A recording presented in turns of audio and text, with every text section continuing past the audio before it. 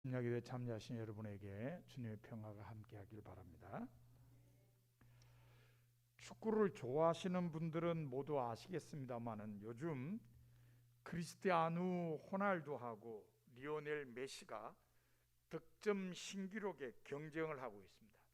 한 사람은 통산 득점 신기록으로, 또 다른 사람은 특정 팀에서의 득점 신기록으로 선두를 달리고 있습니다. 그런데 이 두 선수의 공통된 모습 가운데 정말 진한 눈물을 흘리는 시간이 있었다는 것은 잘 알려진 사실입니다. 특별히 2016년을 주목할 필요가 있습니다. 우리나라 시간으로 지난 2016년 7월 11일에 유로 2016 축구 결승전이 열렸습니다. 이 경기에서 포르투갈이 프랑스를 1대0으로 이기고 우승을 차지했습니다. 시상식에서 호날두가 우승컵을 높이 들고 기쁨의 눈물을 펑펑 흘리는 모습이 TV 화면에 비쳤습니다. 호날두가 이 경기에서 보인 두 번째 눈물이었습니다. 경기가 시작된 지 7분쯤 지났을 때 호날두는 상대 선수의 거친 태클로 뜻하지 않게 왼쪽 무릎에 부상을 입었습니다.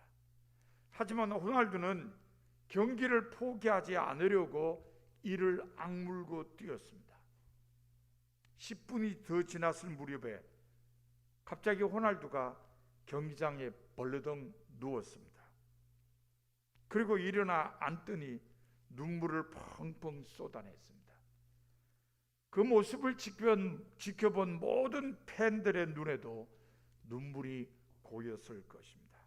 결국 전반 23분이 좀 지나자 호날두는 주장 완장을 경기장에 내치며 감독에게 교체 사인을 보냈고 들것에 실려 경기장 밖으로 나갔습니다.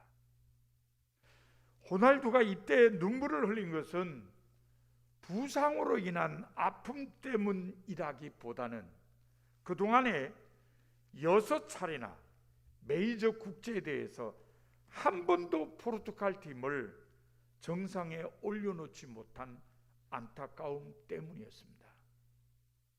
그는 늘 말하기를 포르투갈과 함께 메이저대회 대회 우승 트로피를 올리는 게 자기 꿈이라고 했습니다.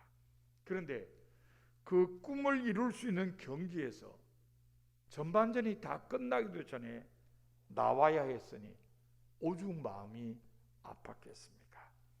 그래서 눈물을 펑펑 쏟아낸 겁니다. 그러나 교체돼 나간 호날두는 어느새 왼쪽 무릎에 테이핑을 하고 나와서 벤치에서 동료들을 응원했습니다. 연장전 때에는 마치 자기가 감독인 양 선수들을 다그쳤습니다. 호날두의 응원이 힘이 되었는지 공격에 핵이 빠진 상황에서도 포르투갈 팀은 프랑스 팀과 팽팽히 맞섰습니다. 그리고 연장전 후반에 터진 에데르의 결승골로 프랑스 팀을 이기고 우승했습니다. 사실 호날두는 2004년, 그러니까 이게 2016년이니까 12년 전입니다. 12년 전에 유로 결승전에서 19살의 나이로 참여했는데 졌습니다. 19살 때 결승전에서 진 뒤로 계속해서 정상에 오르기 위해 노력했지만 실패했습니다. 그런데 12년 만에 우승을 한 겁니다. 전반전도 끝나기 전에 덜것에 실려 나왔을 때는 안타까워서 눈물을 흘렸고, 우승한 다음에 트로피를 들어 올렸을 때는 기뻐서 눈물을 흘렸습니다. 호날두와 함께 축구 영웅으로 불리는 리오넬 메시도 호날두가 눈물을 흘리기 전 2주 전에 전 세계 팬들 앞에 눈물을 보였습니다. 바로 2016년 6월 26일에 열린 2016 코파 아메리카 축구 결승전 때였습니다. 유로가 유럽의 국가 대항전이라고 하면은 코파 아메리카는 남미의 국가 대항전입니다. 그해 코파 아메리카의 결승전에 진출한 팀은 칠레와 아르헨티나였습니다. 메시는 아르헨티나 팀을 이끌고 열심히 뛰었습니다. 그러나 경기는 무승부로 끝났습니다. 그리고 승부차기가 이어졌습니다. 메시가 아르헨티나 1번 키커로 나왔습니다. 그런데 안타깝게도 메시가 실축을 해버렸습니다. 웬만하면 넣는다는 그 골을 메시가 넣지를 못했습니다. 결국 아르헨티나는 승부차기에서 2대4로 졌습니다. 다 끝나고 난 뒤에 메시는 경기장에 엎드려 펑펑 울었습니다. 그 우는 모습이 TV를 통해서 전 세계에 방영이 되었습니다. 그 다음날 메시는 국가대표팀 은퇴를 선언했습니다. 메시는 자기 개인 통산 4번 그리고 그 해를 기준으로 3년 연속 메이저 국제대회 결승전에 올라갔지만 매번 준우승에 그친 것을 자책하면서 더 국가대표팀에서 뛸 자신이 없다고 말을 했습니다. 메시가 국가대표팀 은퇴를 선언하자 결정을 번복해 달라는 아르헨티나 국민의 소리가 매스컴을 통해 보도되었습니다. 마우리시오 마크리 아르헨티나 대통령도 메시에게 전화해서 은퇴 결정을 번복해 달라고 요청했습니다. 지금은 고인이 됐습니다마는 마라도나도 메시에게 은퇴를 번복해 달라고 요청했습니다. 이 와중에 한 교사의 편지가 아르헨티나 언론을 통해 소개되어 전 세계 사람들에게 큰 감동을 주었습니다. 아르헨티나의 작은 마을 비알레에 거주하는 요하나 폭스라는 선생님이 페이스북에 게재한 편지의 내용이 아이들을 위해서라도 대표팀 은퇴를 번복해 달라는 것이었습니다. 그런데 이 내용이 너무너무 감동적이었습니다.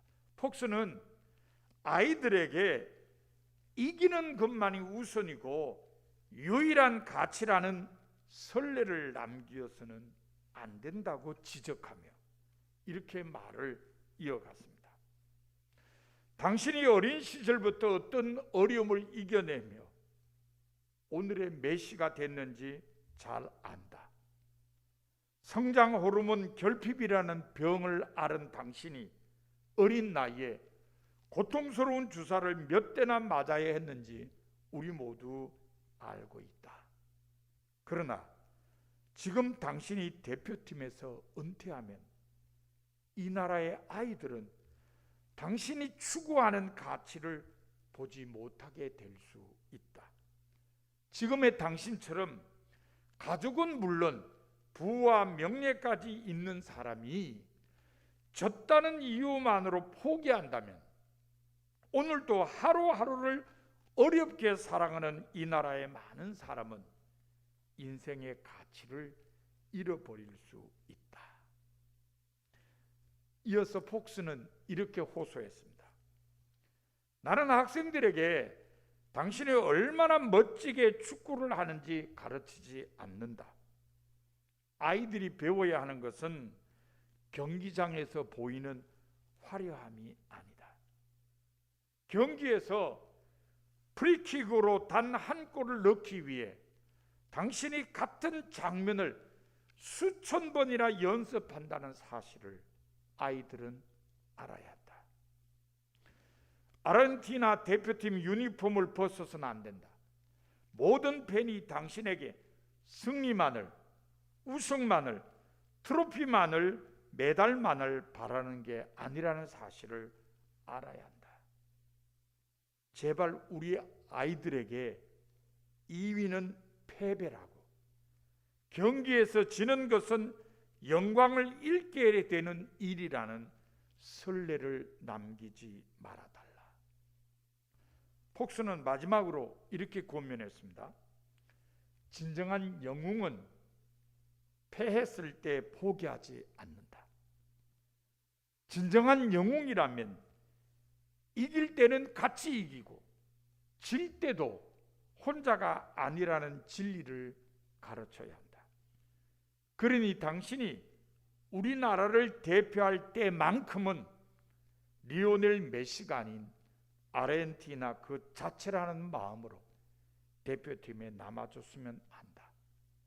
결과에 관계없이 사랑하는 일을 하며 행복할 수 있다면 그것이 가장 위대한 우승이다. 여러분, 정말 감동적인 글 아닙니까? 특별히 결과에 관계없이 사랑하는 일을 하며 행복할 수 있다면 그것이 가장 위대한 우승이다라는 마지막 말은 우리 모두의 마음에 새겨둘 만한 명언입니다. 성서에도 결과에 관계없이 좋은 평가를 받는 일들이 많이 기록되어 있습니다. 오늘 본문도 그 가운데 하나입니다. 마므레의 상수리 나무 곁에 있는 아브라함의 집을 하나님께서 방문하셨습니다. 하나님 일행은 아브라함의 집에서 식사를 하시고 한참을 머무신 후에 다시 길을 떠나려고 일어섰습니다. 하나님 일행을 배웅하려고 일어선 아브라함은 얼마쯤 함께 걸었습니다. 그런데 하나님께서 속내를 슬쩍 틀어놓듯이 소돔과 고모라의 죄에 대해 말씀하셨습니다.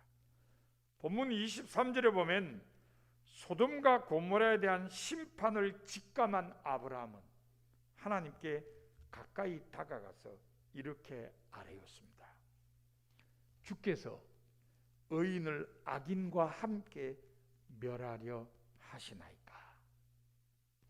이 물음에 이어 아브라함은 다시 그 성중에 의인 50명이 있을지라도 주께서 그곳을 멸하시고 그 의인 50을 위하여 용서하지 아니하시리까라고 물었습니다.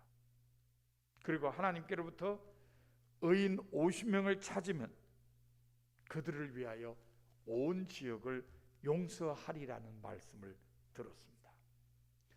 이어지는 하나님과 아브라함의 대화는 의인의 수에 대한 것이었습니다. 아브라함은 의인의 수를 50명에서 45명으로, 다시 40명으로, 다시 30명으로, 다시 20명, 다시 10명으로 계속 줄여나갔습니다. 하나님께서는 계속 그 숫자만 되면, 그 숫자만 되어도 소돔과 고모라를 멸하지 않겠다고 말씀하셨습니다. 결과는 어떻게 됐죠? 소돔 고모라는 결국 유황과 불로 심판을 받아 망했습니다. 그 속에서 살아남은 사람은 롯의 가족뿐이었습니다. 그것도 롯의 아내는 소금 기둥이 되고 말았습니다. 롯과 두 딸만 살아남았습니다. 그러나 그것이 끝이 아닙니다. 롯의 두 딸은 아버지에게 술을 마시게 하고 아버지가 취한 후에 아버지와 동침하여 각각 아들을 낳았습니다. 큰 딸이 낳은 아들은 모압의 조상이 되었고 작은 딸이 낳은 아들은 암몬의 조상이 되었습니다. 모두 이스라엘 민족의 원수가 된 족속들입니다. 이렇게 볼 때 아브라함이 하나님께 간청한 것은 실패로 끝났습니다. 아브라함이 원한 것과 달리 소돔과 고모라는 심판을 받았습니다. 그 속에서 살아난 조카의 가족은 이스라엘 민족의 원수가 되고 말았습니다. 누가 봐도 실패로 끝났습니다. 그런데 이 실패로 끝난 일에 관한 이야기가 왜 성서에 기록되었을까요? 하나님께서는 결과보다 더 소중한 것이 있음을 사람들에게 가르치고 싶으셨기 때문입니다. 그러면 결과보다 더 소중한 게 뭘까요? 그건 먼저 순수한 동기입니다. 본문에 의하면 하나님께서 소돔과 고모라의 죄에 대해서 말씀하시자 아브라함은 소돔과 고모라에 대한 용서를 간청했습니다. 물론 의인의 수가 단수로 붙기는 했습니다. 그러나 아브라함이 정말 원한 것은 용서였습니다. 소돔과 고모라를 멸하지 말아 달라고 요청한 것입니다. 왜 그랬을까요? 아브라함이 소돔과 고모라를 멸하지 말아 달라고 요청한 이유는 무엇일까요? 그곳에 사는 사람들에 대한 사랑 때문입니다. 소돔과 고모라에는 조카 롯의 가족을 비롯한 많은 사람이 살고 있었습니다. 그들의 생명을 구하기 위해 아브라함은 하나님께 간청한 것입니다. 그렇습니다. 생명사랑이라는 순수한 동기로 시작한 일이었기 때문에 실패로 끝난 일이지만 성서에 기록되었습니다. 하나님께서는 순수한 동기로 시작하는 것을 기뻐하시기 때문입니다. 요한복음 6장에 보면은 오병이어의 이적 이야기가 기록되어 있습니다. 보리떡 5개와 물고기 2마리로 남자만도 5,000명이나 되는 사람이 먹은 이적에 대한 기록입니다. 그런데 이 이적이 일어나게 된 동기는 보리떡 5개와 물고기 2마리를 가지고 있던 어린아이가 그것을 내어놓았기 때문입니다. 그것이 모든 사람을 먹일 만한 양이 되지 못한다는 것을 아이도 알았지만 그래도 도움이 될까 싶어서 내어놓았습니다. 예수님께서는 이 어린아이의 순수한 동기를 기뻐 받으시고 모든 사람이 다 배불리 먹고도 12바구니가 남도록 하셨습니다. 순수한 동기가 이적을 낳게 한 것입니다. 그래서 우리는 결과보다 순수한 동기가 더 소중하다는 것을 알 수 있습니다. 본문에는 순수한 동기와 마찬가지로 결과보다 더 소중한 것이 하나 더 나옵니다. 그것은 최선을 다하는 과정입니다. 본문에 의하면 아브라함은 의인의 숫자를 줄일 때마다 하나님의 마음을 움직이기 위해 최선을 다하는 모습을 보였습니다.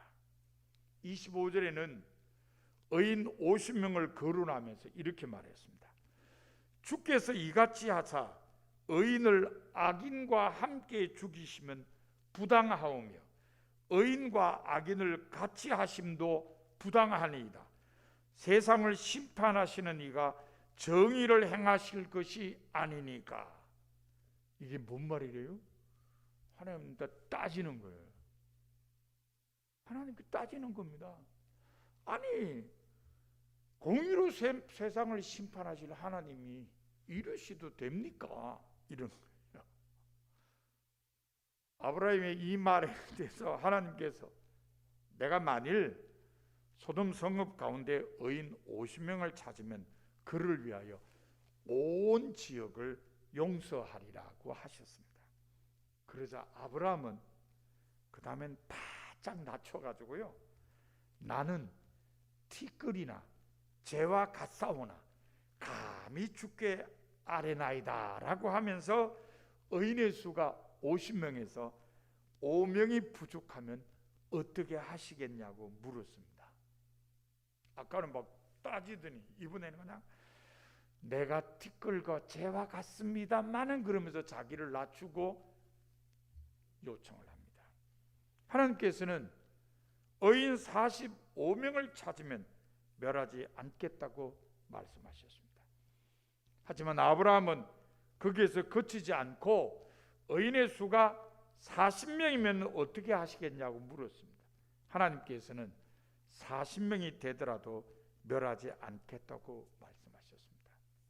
이쯤 되면 이야기 끝난 거죠, 그죠? 세상 사람들하고 얘기한다고 생각해보세요. 이쯤 되면 그다 얘기 다 끝난 겁니다. 그 다음에 무슨 얘기를 할 수 있겠어요? 그런데 놀랍게도 오늘 본문에 보면 아브라함은 또 입을 열었습니다. 30절에 보면은 아브라함이 이렇게 말을 해요. 내 주여 노하지 마시옵고 말씀하게 하옵소서. 자기도 이게 비정상이라는 걸 알아요. 그러니까 하나님 노하지 마십시오. 이렇게 얘기하고 말을 꺼내요. 그리고는 거기서 30명을 찾으시면 어찌하려 하시나이까? 라고 물었습니다. 하나님께서는 의인 30명을 찾더라도 멸하지 않겠다고 말씀하셨습니다. 그런데 31절에 보면 아브라함은 다시 내가 감히 내 주께 아뢰나이다 라고 말을 이었습니다. 거기서 20명을 찾으시면 어찌하려 하시나이까? 하나님께서는 의인 20명이 있어도 멸하지 않겠다고 말씀하셨습니다. 32절에 보면 아브라함은 또다시 주는 노하지 마옵소서. 내가 이번만 더 아뢰리이다. 진짜 마지막입니다. 이 말이죠, 그죠? 그러면서 거기서 10명을 찾으시면 어찌하려 하시나이까? 하나님께서는 의인 10명만 있더라도 멸하지 않겠다고 말씀하셨습니다. 이 과정에서 우리가 볼 수 있는 게 뭡니까? 바로 최선을 다하는 아브라함의 모습입니다. 하나님의 마음을 어떻게 하든지 움직여서 소돔과 고모라의 멸망을 막으려고 최선을 다하는 아브라함의 모습을 볼 수 있습니다. 그렇습니다. 최선을 다하는 모범적인 과정이 있었기 때문에 실패로 끝난 일이지만 성서에 기록이 되었습니다. 하나님께서는 최선을 다하는 과정을 기뻐하시기 때문입니다. 구약 성서에는 아수르의 수도 니느웨 성에 관한 언급이 있습니다. 이 니느웨에 선지자 요나가 하나님의 말씀을 선포한 적이 있습니다.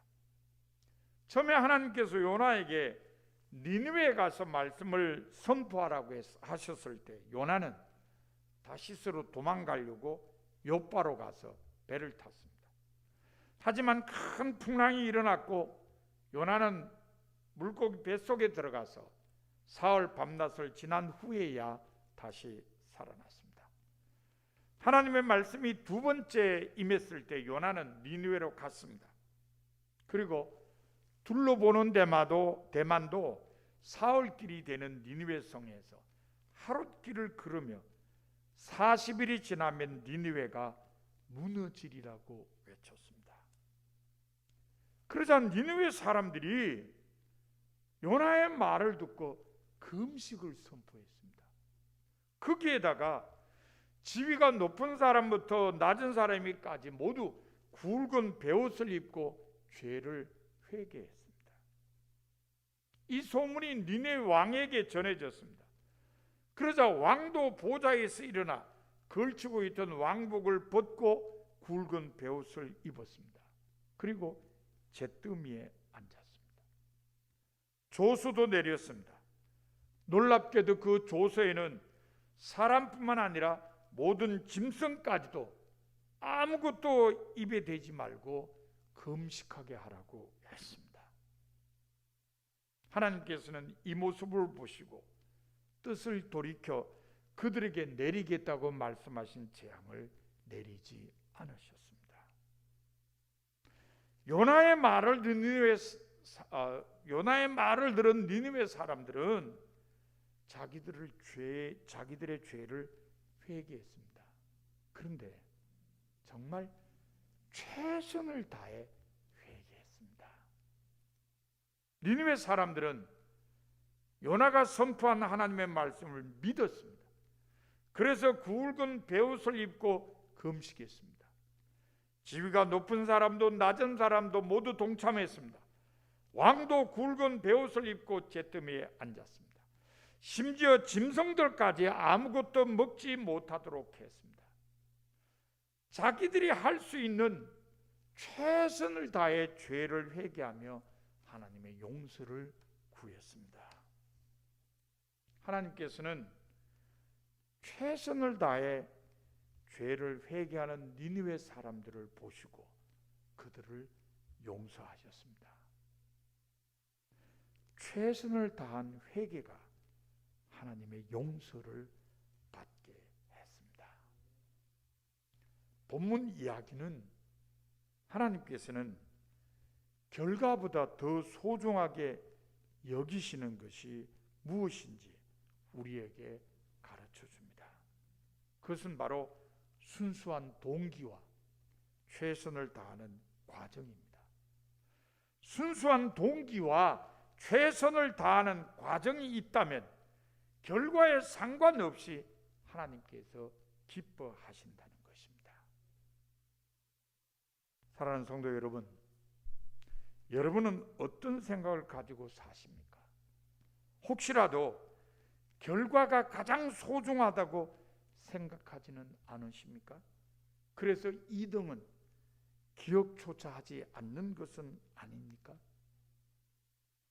오늘 하나님께서는 여러분에게 결과보다 더 소중한 것이 있으며 그것은 순수한 동기와 최선을 다하는 과정이라고 말씀하십니다.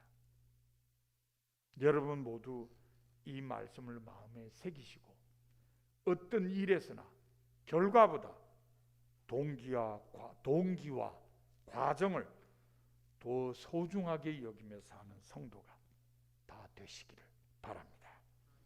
기도하겠습니다.